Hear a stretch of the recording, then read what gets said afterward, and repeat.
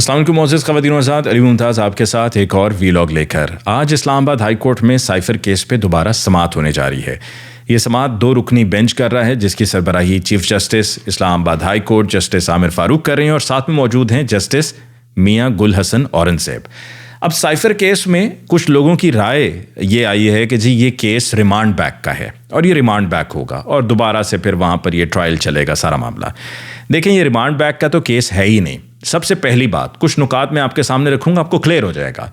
सबसे पहली बात ये कि रिमांड बैक होगा तो क्या केस का फ़ैसला इससे मुख्तलिफ आएगा? यही फ़ैसला आएगा, क्योंकि जो प्रोसिक्यूशन ने करना था वो प्रोसिक्यूशन ने कर लिया। प्रोसिक्यूशन ने अपनी मुकम्मल तैयारी की। प्रोसिक्यूशन ने तकरीबन कोई 14-15 महीने लगा कर इस केस को तैयार किया। फिर उसके बाद इस पर जो विटनेसेस थे उनको एक एक करके घेरा, उनको तोड़ा, उनको तैयार किया, उनसे स्टेटमेंट्स दिलवाई, सब कुछ कर लिया प्रोसिक्यूशन ने। तो फिर अब इस पर प्रोसिक्यूशन क्या करेगी? सिर्फ टाइम ज़ाया किया जाएगा, इस केस को मज़ीद लटकाया जाएगा। मकसद एक ही है और वो मकसद जो पहले भी था वो भी वही मकसद अब भी है। उसको ना पहले अचीव कर सके ना वो अब उसे अचीव कर सकेंगे, और वो ये है कि जी किसी ना किसी तरीके से इमरान खान साहब को गद्दार करार देना है। ये प्राइमरी ऑब्जेक्टिव है, ये असल मकसद है। और जहाँ तक बात है जज साहब की, तो जज साहब की जो मेलाफाइडी है, देखिए ना, जो चीज़ें थी इस केस के, जो पॉइंट्स थे, जिन पॉइंट्स पर जज साहब ने ये फैसला सुनाया है, उन्हीं पॉइंट्स पर बहस कर ली जाए तो बामुश्किल ये चंद घंटों की बात है और यही सारे मामलात यहाँ पर तय हो जाएंगे। कुछ चीज़ें तो अब तक खुलकर सामने आ चुकी हुई हैं, वाज़ेह हो चुकी हैं, जज साहब एक्सपोज हो चुके हैं। मेलाफाइडी आप जज साहब की देखें कि वो ये कहते हैं कि जी ये आर्टिकल 10 और 10A इन पर, यानी कि शाह महमूद कुरैशी पर, इमरान खान साहब पर अप्लाई नहीं होता, क्योंकि ये सिर्फ उन शहरियों का हक है जो ट्रिकी नहीं है। यानी कि शाह महमूद कुरैशी साहब और इमरान खान साहब के बारे में कहा है कि ये ट्रिकी माइंडेड लोग हैं, चालाक होशियार लोग हैं, तो लिहाजा आइन का आर्टिकल 10 और 10A जो कि फ्री ट्रायल को लेकर है, वो इन पर अप्लाई नहीं होता। और ये जो भी कहा जा रहा है ना, रिमांड बैक की बात की जा रही है, उसकी बेस यही बनाई जा रही है कि जी आप कहते हैं ना कि फ्री ट्रायल नहीं हुआ और जो डिफेंस के वकला थे उनको जिरानी करने दी गई, और फिर वहीं पर प्रोसिक्यूशन की तरफ से ही एक बंदे को वकील बना दिया डिफेंस का, और फिर वो वहाँ पर खड़ा हो गया। और फिर ये बात भी अब तक समाअत में वापस आई है कि जी किस तरह से एडवोकेट जनरल को ईमेल की गई जज साहब की तरफ से, और 2 घंटों के अंदर अंदर बता दिया गया कि जी फ़लाँ वकील खड़ा कर दिया जाएगा, और जो बंदा बताया गया वो वही बंदा था जो प्रोसिक्यूशन की तरफ से वहाँ पर मौजूद रहा है। तो इसको चूंकि फ्री ट्रायल नहीं है तो लिहाजा इसको रिमांड बैक किया जाएगा। अब देखें, फ्री ट्रायल पर मैंने आपको बता दिया कि जज साहब ने तो अपना बता दिया, अपना फैसला उनका सामने मौजूद है, उसको कोई रद्द नहीं कर सकता, मुस्तरद नहीं कर सकता। उसमें क्लियरली उन्होंने लिखा हुआ है और इस नुक्ते के हवाले से उसको मुस्तरद नहीं किया जा सकता, वरना तो फैसला है ही नहीं, वरना तो वो टका टोकरी है जो फैसला सुनाया गया था। इसमें जो उन्होंने कहा जी आर्टिकल 10 और 10A अप्लाई नहीं होता, वहाँ पर पता चल गया कि जी मेलाफाइडी है।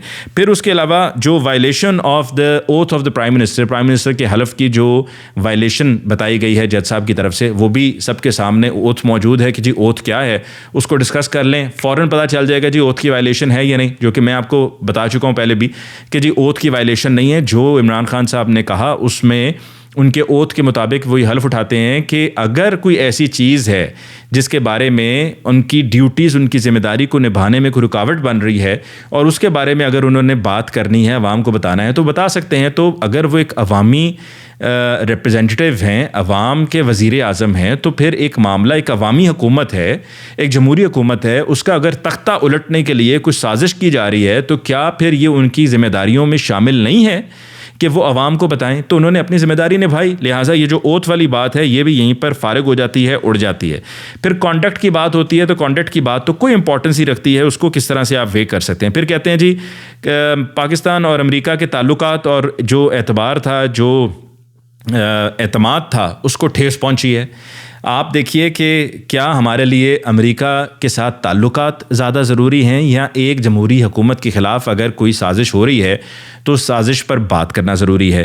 फिर इसी तरह से जो साइफ़र कम्युनिकेशन सिस्टम का कहा गया है कि जी वो कॉम्प्रोमाइज़्ड हुआ है, यानी कि उसका समझौता, उसको जो है वो आपने वीक कर दिया, जो हमारा कमज़ोर कर दिया हमारा जो साइफ़र कम्युनिकेशन सिस्टम है। तो साइफ़र कम्युनिकेशन सिस्टम कैसे लीक हो गया कि जब खुद इमरान साजिद साहब जो प्रोसिक्यूशन के विटनेस नंबर 2 थे, उन्होंने अपनी स्टेटमेंट में वाज़े लिखा और फैसले का हिस्सा है वो स्टेटमेंट कि जहाँ पर वो बताते हैं कि फ़ॉरेन ऑफिस के पास जब वो साइफ़र हमारे कहीं पे भी किसी भी एम्बेसी से आता है तो उसको पहले साइफ़र सेक्शन फॉरेन ऑफिस का उसका तर्जुमा करता है, उसको प्लेन टेक्स्ट में कन्वर्ट करता है, यानी कि वो कोड नहीं होता, वो फिर प्लेन टेक्स्ट होता है। फिर उसके बाद सेक्रेटरी खारजा के पास जाता है और सेक्रेटरी खारजा ये फैसला करता है कि इसको डिस्ट्रीब्यूट जो करना है वो किस किस को किया जाएगा। ठीक हो गया। तो इमरान खान साहब के पास वो साइफ़र कोड नहीं था, जैसे आप कहते हैं जी हमारा साइफ़र कम्युनिकेशन सिस्टम मुतासिर हुआ है।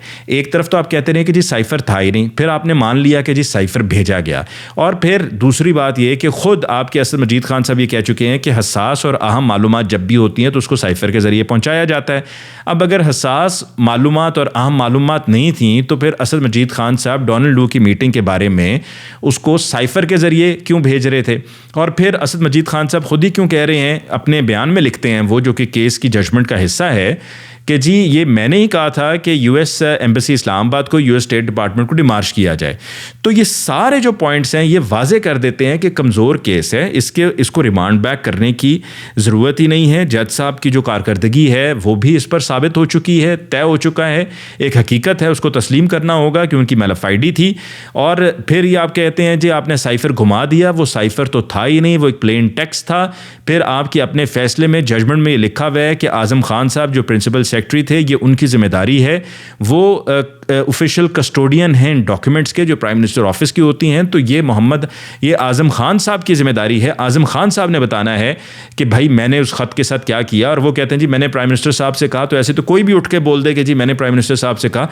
आपके पास इन राइटिंग कुछ मौजूद है? कुछ भी नहीं है। फिर जो फॉरेन ऑफिस के लोग ये कहते हैं जी चूंकि वो प्राइम मिनिस्टर थे तो हमने इसलिए फिर उनसे पूछना मुनासिब नहीं समझा। आपके पास भी इन राइटिंग कुछ मौजूद है कि जिस पर आप ये साबित कर सकें कि आपने प्राइम मिनिस्टर ऑफिस को इतनी मरतबा फ़लाँ तारीख को ख़त लिखा और आपने कहा कि जी वो जो ख़त है, वो जो साइफ़र है उसको आप वापस करें।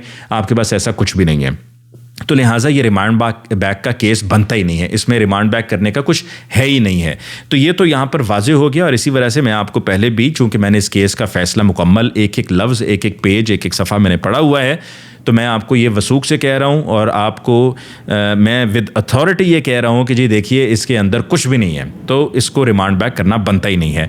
अब आते हैं जी दूसरी तरफ, एक नई गेम, एक नई चाल, एक नई जो साजिश गढ़ी जा रही है वो क्या है? एक नया ड्रामा जो रचाया जा रहा है। अपने कुछ मनपसंद लोग जैसा कि हसन अयूब हो गए, गरीदा फ़ारूकी हो गई, तमग़ा इम्तियाज़, जिनको मैं कहता हूँ जी तमग़ा इम्तियाज़, तमग़ा हलाली हमें मुतारिफ़ कराना होगा क्योंकि उसकी बड़ी कमी है और ढूंढने से भी नहीं मिलता, और ख़ासतौर पर सहाफ़ियों में तो बड़ी मुश्किल हो गया, मिलता ही नहीं है। तो वो अब उनकी तरफ से एक साजिश शुरू की गई है कि जी ये जो टेरियन वाइट केस है इस पर नया बेंच बना दिया गया और उसके ऊपर नया बेंच बनाने के बाद कोई समाअत ही नहीं हो रही है, उस मामले को लटकाया जा रहा है। यानी कि तासुर दिया जा रहा है कि जी इस्लामाबाद हाई कोर्ट के जो जजेस हैं वो टेरियन वाइट केस का नया बेंच बन चुका हुआ है और चूंकि उसको पेंडिंग रखा जा रहा है उसके ऊपर समाअत ही नहीं कर रहे हैं और इमरान खान साहब को इस तरीके से फेवर दी जा रही है। आप इस्लामाबाद हाई कोर्ट की वेबसाइट पर जाएँ, अब कुछ देर के बाद, अब सुबह हो चुकी है, कुछ देर के बाद वो अलग बात है कि जी हो सकता है कि इस्लामाबाद हाई कोर्ट की वेबसाइट पे उन्होंने एकदम से रियलाइज़ किया हो कि यार यहाँ से भी हम पकड़े जाएंगे तो फ़ौरन अपडेट कर दें।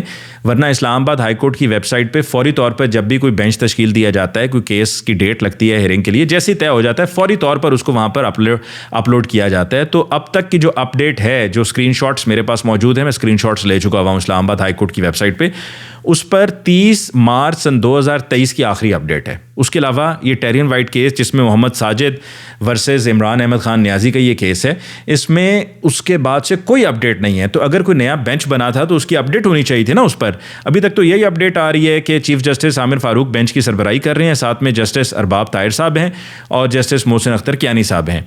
इन तीन के बारे में बस लिखा हुआ है, इसके अलावा उस पर कुछ भी नहीं लिखा हुआ है। और ये वही केस है कि जिसका हवाला इन 6 इस्लामाबाद हाई कोर्ट के जजेस ने अपने ख़त में भी किया है। और उस ख़त में इस्लामाबाद हाई कोर्ट के ये 6 जजेस कहते हैं कि जी मोहम्मद साजिद वर्सेस इमरान अहमद खान न्याजी का ये केस था जिसमें चीफ जस्टिस आमिर फारूक साहब ने कह दिया कि मेंटेनेबल है क्योंकि उसकी मेंटेनेबिलिटी का ये मामला था। और 2 जजेस ने, जस्टिस अरबाब ताहिर ने और जस्टिस मोहसिन अख्तर कियानी ने, बड़ा वाज़ेह 2 टोक कह दिया था। और अपना 19/4 को उन्होंने इसको सर्कुलेट भी कर दिया था, जो उनका इख्तलाफी नोट था, जो उनका फैसला था, जिसमें उन्होंने कह दिया मेंटेनेबल नहीं है। ठीक, उसके बाद क्या हुआ कि अपने ख़त में लिखते हैं कि जी जज साहिबान पर प्रेशर डाला गया ISI की तरफ से, ISI के लोगों की तरफ से, और ये कहा गया कि जी आप भी कहें कि मेंटेनेबल है। और जस्टिस आमिर फारूक साहब को जैसे ही पता चल गया कि जी ये तो बाकी 2 जजेस ने इस पर उनके खिलाफ फैसला दिया और ये तो फैसला 2-1 से आ रहा है और ख़िलाफ़ जा रहा है, यानी कि जो चाहते हैं वो हो नहीं रहा है, तो जस्टिस आमिर फ़ारूक साहब ने इस केस का फ़ैसला ही दबा दिया और उस फैसले को बाहर नहीं आने दिया। और जो जजेस थे उन पर दबाव डाला गया, जजेस पर दबाव इस हद तक डाला गया कि इस ख़त में लिखा है 6 जजेस की तरफ से, आप पढ़ लीजिए कि जी एक जज साहब यानी कि जस्टिस अरबाब ताहिर साहब की तबीयत ख़राब हो गई, उनका ब्लड प्रेशर हाई हो गया, जिसकी वजह से उनको हॉस्पिटल में एडमिट होना पड़ा और उनके अजीज़ व क़ारिब की तरफ से, उनके घर वालों की तरफ से उन पर प्रेशर डाला जा रहा था। और फिर उसके बाद जजेस ने जाकर ये मामला 3 मई को जी हाँ, ये मामला जाकर chief justice of Pakistan Umar Ata Bandial साहब 2 मई को, उस वक्त 2 मई तारीख थी, और उमर अता बंदयाल साहब के घर पर कुछ जजेस गए, वहाँ जाकर उन्होंने इस मामले के बारे में उनको बताया। और फिर 3 मई को अगले ही दिन इस्लामाबाद हाई कोर्ट के चीफ जस्टिस आमिर फ़ारूक साहब को इन जजेस ने जाकर ये मामले के बारे में आगाह किया, सारी तफसील बताई और उन्होंने कहा नहीं कोई मसला नहीं है, आपको आइंदा कभी कोई कुछ नहीं कहेगा, मैंने आगे बात कर ली है। तो आमिर फ़ारूक साहब का तो किरदार इतना गंदा रहा है कि उनको तो फौरी तौर पर मुस्ताफ़ी हो जाना चाहिए और उनको ओहदे से हटाया जाना चाहिए। और मैं ये समझने से कासिर हूँ कि अब तक वकला क्यों नहीं निकले हैं। बाय द वे मैं आपको ये भी बता दूं कि वकला ईद के बाद निकलेंगे और ज़ोर शोर से निकलेंगे और वकला की तहरीक एक दफ़ा फिर शुरू होगी और वकला आहिस्ता आहिस्ता थोड़ा सा होश कर रहे हैं, जाग रहे हैं, मुनज़्ज़म हो रहे हैं और उनको इस बात को लेकर तशवीश भी है, शर्म भी है कि भाई हमारी जुडिशरी है और जुडिशरी बार और बेंच का तो बड़ा आपस में चोरी दामन का साथ है और एक दूसरे के साथ चलना होता है और ये आज़ादी अदलिया की आज़ादी पे हर्फ है। तो लिहाजा उनकी तरफ से ये तय कर लिया गया है कि वो इस पर निकलेंगे और आवाज़ उठाएंगे। आखिर में जी आपको मैं अपडेट दे दूं कि सनम जावेद और आलिया हमज़ा, इन दोनों ख़वातीन को सरगोदा मुंतकिल कर दिया गया है। सरगोदा में जहाँ पर रखा गया है वहाँ पे ख़ातून पुलिस एहलकार मौजूद हैं। सच्ची बात करनी चाहिए तो मैं ये भी कह सकता था कि वहाँ पे कोई ख़ातून पुलिस एहलकार नहीं है, वहाँ पे ख़ातून पुलिस एहलकार मौजूद हैं जो मुझ तक तफसीलात पहुँची हैं। आज ही सुबह अब से कुछ देर के बाद उनको इंसदाद दहशतगर्दी की अदालत में पेश किया जाएगा और ये एक मजाक हो रहा है कानून के साथ, मजाक है इंसाफ का और अदालतों पर बहुत से सवालात पहले भी उठ रहे हैं। मज़ीद अदालतों को बदनाम किया जा रहा है।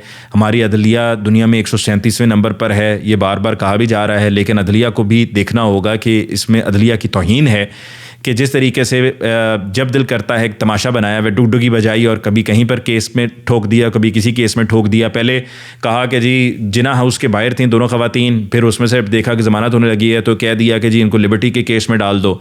अब कह दिया जी ये मतलब जहाज़ हैं, रॉकेट हैं, मिज़ाइल हैं, ये क्या है ख़वातीन कि फ़ौरन ये उड़ कर वहाँ पर पहुँच गई, सरगोदा भी और मियाँ वाली भी। और अब उस केस में आप इनको वहाँ पर नॉमिनेट करके आप इनको मज़ीद कैद में रखना चाहते हैं। सिर्फ सज़ा इस बात की देना चाहते हैं कि इमरान खान साहब को सपोर्ट करती आई हैं, अब भी कर रही हैं, अब भी इमरान खान का नारा लगाती हैं, पहले भी लगाती आई हैं। नहीं मानने को तैयार कि जी मरीम नवाज़ के हक़ में वो कोई बात करेंगी, कोई स्टेटमेंट देंगी या मरीम नवाज़ के गुन गाएंगी। नहीं मानने को तैयार कि वो इमरान खान साहब के ख़िलाफ़ कोई वीडियो पैगाम रिकॉर्ड करेंगे और इल्ज़ामात इमरान खान साहब पर इल्ज़ामात लगाएंगी। इस बात की उनको सज़ा दी जा रही है, इस बात का उन्हें रगड़ा दिया जा रहा है। और ये तो फिर सरगोदा लेके गए हैं। मैं तो सोच रहा था कोई पता नहीं है, ये कुछ देर के बाद कह दें कि जी ये इनके पास क्योंकि ये सुपरसोनिक जहाज़ हैं, ये एक फ़ाइटर जेट की भी रफ्तार से तेज़ ये फ्लाई करती हैं। एक जहाज़ हुआ करता था कॉन्कर्ड, ठीक है, जो बड़ा तेज़ रफ्तार जहाज़ था, तो उसको खैर अब ग्राउंड कर दिया गया है कि जी ये वो तैयारा हैं और ये वहाँ से फिर ये कोयटा भी पहुँच गई। और कोयटा जिस तरह खतीजा शाह के इन्होंने कोयटा में पहुँचा दिया था, वहाँ पे नॉमिनेट कर दिया था, इस तरह कोई पता नहीं है, you can expect anything from them कि ये कोयटा में भी उनको नॉमिनेट कर दें। लेकिन बहरहाल ये ख़वातीन डटी हुई हैं, मुकाबला कर रही हैं।